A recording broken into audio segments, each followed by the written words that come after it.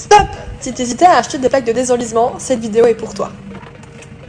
Si tu te rappelles, on était parti en Ardennes avec Clément suivre une trace ardonnaise et jusque là tout se passait hyper bien. On kiffait à mort, on était dans la boue, il faisait beau, il faisait moche, on était épatés par les capacités des 4x4 jusqu'au moment où on a peut-être surestimé ses capacités. Et on est peut-être aussi resté bloqué sur une ornière de tracteur. Donc voici pourquoi tu as besoin de ces plaques.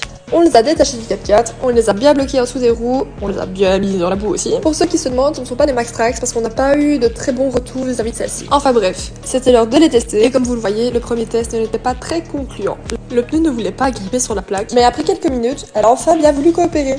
Bon, comme vous le voyez, ça ne va toujours pas, le 4x4 n'a pas trop envie de bouger. Mais alléluia, parce que la roue gauche commence à tourner. Ce qui veut dire qu'il faut juste mettre la deuxième plaque en dessous et le 4x4 sortira. Et bam, le 4x4 est sorti. Trop facile. Clément a failli se faire écraser, mais ne vous inquiétez pas, il va très bien.